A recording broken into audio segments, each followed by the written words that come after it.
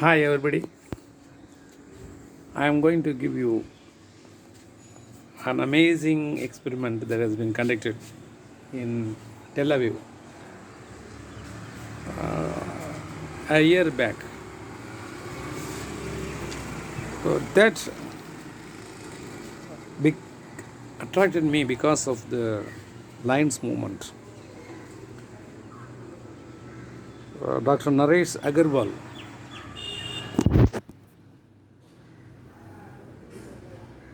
So I saw this special bulletin 1918. So when he was about to depart from the portfolio, the home of Lionism is America, but the heart of Lionism is in India because he was the president of the International Lions Club. So he wrote that nothing has changed whether I am in the helms of affair as a head of the International Lions Club or not. My life is same. Nothing has changed. So this is a remarkable statement by him that inspired me. During that time, I was president of the Lions Club of Karaikudi Agaram. I started a club, but I couldn't conduct it. But I'm really carried forward by the statement of him that the roar of lions are always listened. But have you seen that from the time immemorial, the roar of beasts, they are also not heard by the international community. So if you see the literature, both the lions and the beasts, they occupy. Bible has referred beasts for about 61 times. You can't say that honey has a potential. So when you speak of the lion, it is for leadership. And it is for the honey that depends upon the honeybees. So every entirety of the universe, as I see, they have their own way of life. And this way of life, they are there to give a lot of insights to the human being. So that's what my understanding is. Wherever you go. So just look at the number of citations of the lions, number of the citations of the bees in literature. This is leadership and this is thing. So we need to look at it together as a interconnectedness between the species, various species. The flora and fauna of a country is a representation of the wealth of the nation. After the money, the currency, the paper is invented, the things have changed, but it cannot be for permanent. You see, always the values are important than the virtual values. So the real values are the lions,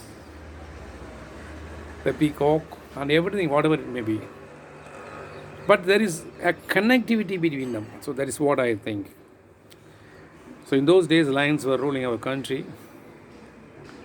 Not only the, say, Rajaraja Cholan, who invaded a lot of places.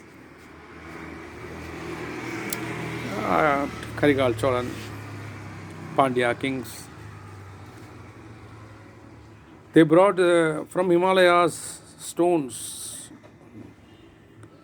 that were hardest part of the Himalaya. So that is the thing. Because when you go for a sculpturing work, you need a hard rock.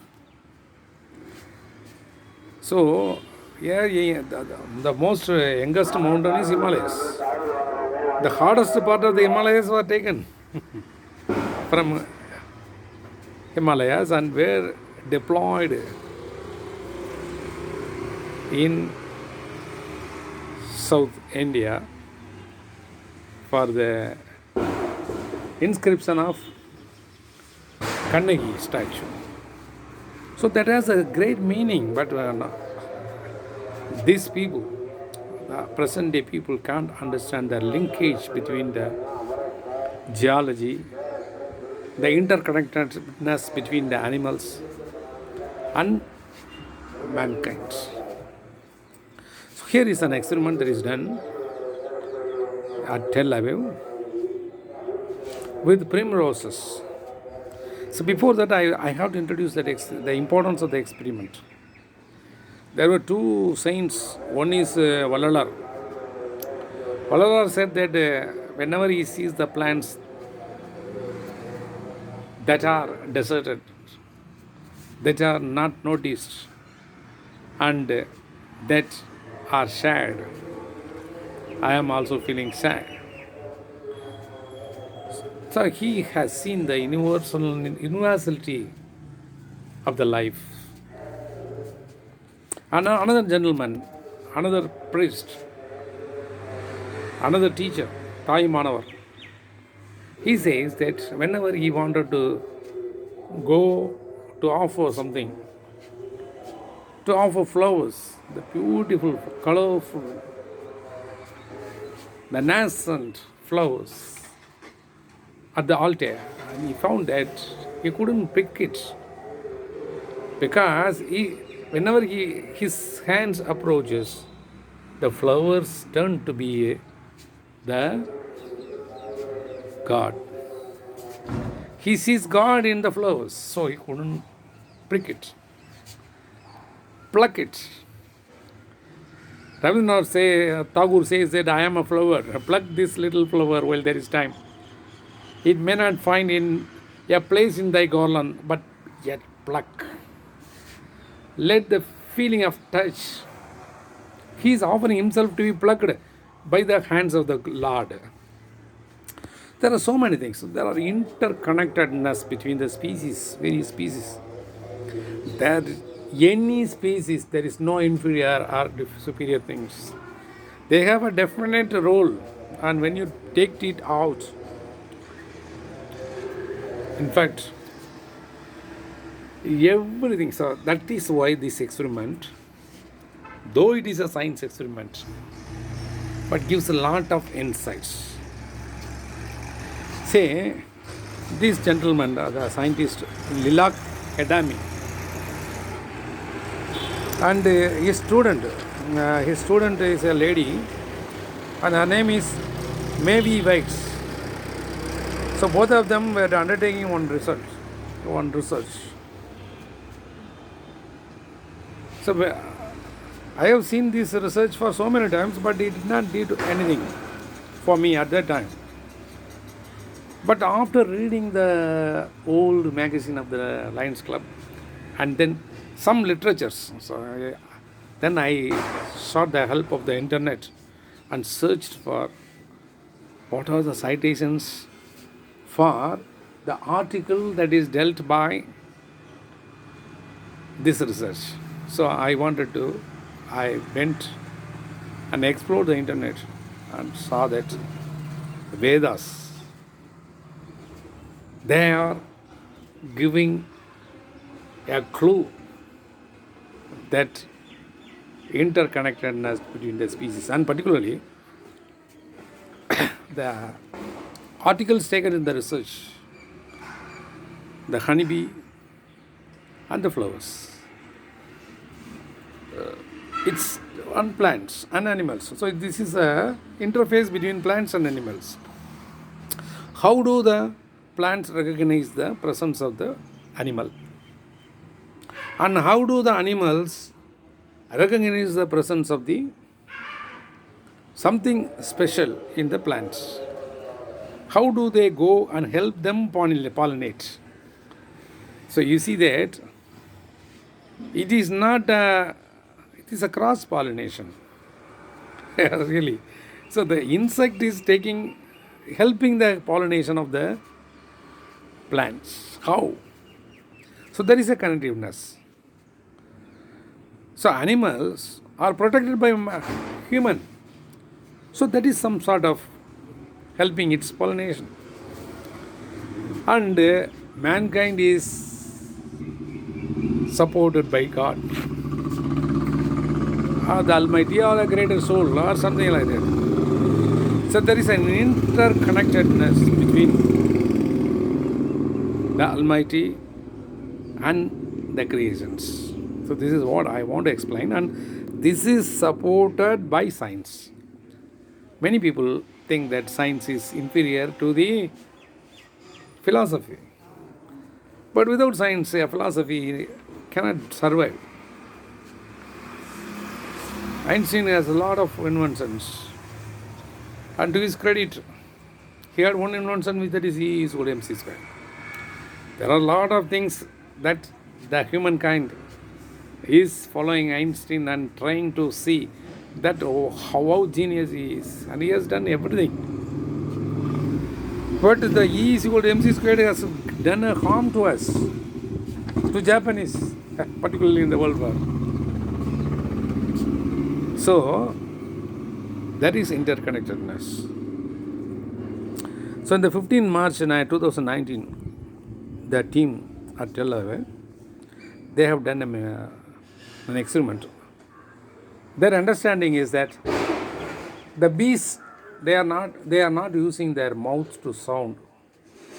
Instead, they are vibrating its wings, and these wings, they make a noise, they make a sound, a buzzing sound that is recognized by the plants. The buzzing sound falls in the frequency of 500 to 1000 kilohertz, and whenever the plant hears that, how it hears it, they hear it through the flower. The flowers are the ears of the plant. They have discovered that the flowers, they vibrate with a frequency, same frequency as that of the wings, and they communicate to the plant that the arrival of the source, that is the bees.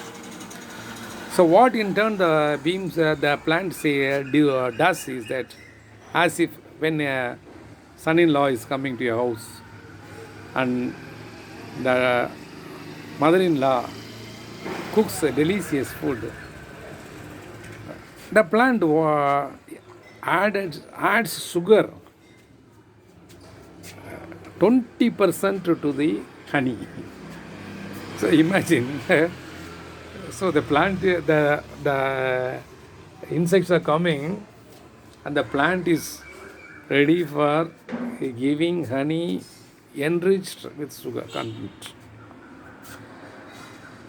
There are so many sounds. I was how did they did the experiment? Because the plants, primrose, they are in this source, sea source. In the sea source, there are a lot of sounds. So you have 35 kilohertz or to 10 kilohertz, 10 hertz. Yeah, wide range of frequencies found. People are shouting on the shore. The ocean is roaring. The tides are making sounds. Birds chips.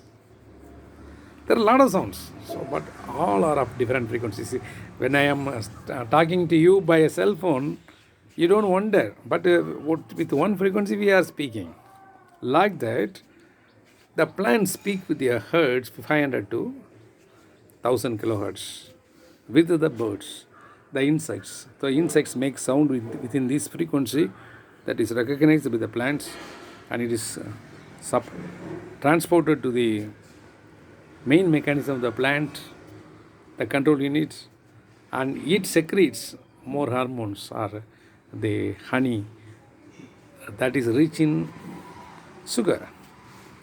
So this sugar is sensed by the honeybees. So they arrive in large numbers, they go into the plant, they suck the honey, and during the sucking process, their body is touching the plant's pollen grains. The pollen grains were transported from the flower to the Other flowers are various areas, and it improves the pollination. See the mechanism underlying, the science underlying, the interconnectivity of the species. Not only that, so they have devised an apparatus, and that apparatus can shut off all the sounds. There is a glass jar that is kept over a platform, and that platform will suppress all the sounds of the tides, the external noises, and they are having a generator. When it is off, it is silence, and when it is given, the plant will recognize the sound at various frequencies. Various frequencies were given as inputs. Nothing happened. But when 500 to 1000 frequency was given, that is the sound of the bees, then the flowers slightly vibrated with the same frequency, which can be seen by a laser interferometer. So you cannot find out the oscillations by our naked eye. It needs a special instrument that senses that the same frequency as the vibration of the insect. The flowers do the same. Malarinam mellitha kamam. So I was wondering that 2000 years ago, a saint, Tiruvalluvar, he has given such a couplet. Malarinam mellitha kamam.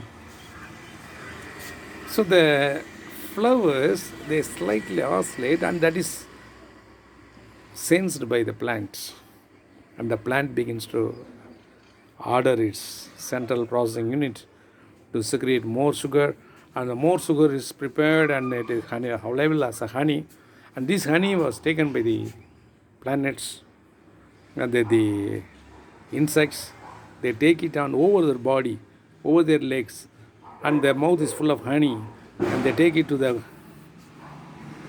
their hives. In the beehive, what happens is that it secretes some other thing also and mix it and makes it as a wax, and then it builds a beehive. Inside the beehive, there are its saplings, its swards, that is larvae, and these larvae need protein, and that protein is supplied through the pollen grains. So they eat it and digest it, and they send it something, and those things are collected, and then a lot of processes are taking place. They are really amazing things that nature does. And these become proteins for bird or some other animals. They come there and they wanted to protect it. So a soldier bee is there created, and the soldier bee is ready to hit anybody who is endangering its reproduction system. So that's all. So the reproduction system of the plants are aiding the reproduction system of the honeybees, and in turn they serve as a food for the entire mankind, and healing, and as well as medicine, as well as wealth for the universe. So there is an interconnectivity in the nature, and when it is truly perceived, we can see that there is something unique that is connecting all of us. No one has known that the ears of the plants are the flowers. Plants don't have the eye, but they have the ears, and the ears are the flowers. So now it says that Kannodu Kannine Nokkukin Vaichurkal Enna Painamilla. When you communicate with the speed of the light through the eyes, the sound waves are nothing. That means that sound waves are something. So you cannot compare the two things. You should not compare the two things. That is relativity. And if you compare, you will see that sound replaces light in the interfaces, the task. What a wonderful science it gives. So, to understand the nature, to understand the environment, the interconnectedness of the species, and the amazing insight that is nature is teaching, this experiment done at Tel Aviv by Lilak Hadami and his student is a wonderful thing. I wanted to share this idea because almost all the Tamil literature, all the religions speak of honey, the birds, the flowers, and the interconnectedness between them. In Saiva Siddhanta, the God is called as Tirthan. He has a deity. It has its own benefits and characters. The deity is surrounded by the wealthy surrounding, and the wealthy surrounding is rich in flora and fauna and water. So what they wanted to say that the planet is meant for something beautiful. But what we are doing is that we discriminate ourselves, black and white parties, caste systems, religious differences. So I'm really totally impressed by the words of the line that India is the heart of the Lainism. US is the birth of the Lainism. But India is the birth of all the religions. And it is our duty to understand that all religions speak of honey, speak of the bees, and speak of the importance of the interconnectedness of two species of the nature. So, thank you very much for giving me an opportunity to share some of the nature's beautiful gifts to us. Let us not discriminate among ourselves. There is always a connection between us. There is nothing that is making you good or myself good or bad. All are having a purpose and we are acting. The world is a drama and we are the characters as expressed by Shakespeare. Shakespeare expresses that honey, the bees, the flowers symbolizes wealth, abundance, and a beautiful surrounding. So that is why he is citing it very many times. Bible cites it for 61 times. Quran expresses it as the sign of healing. And so many important religions, Hinduism, Vaishnava, Saiva, Buddha, Jains, everyone speaks of the importance of honey in their literature. So let us understand that science, religion are one and the same. Thank you very much.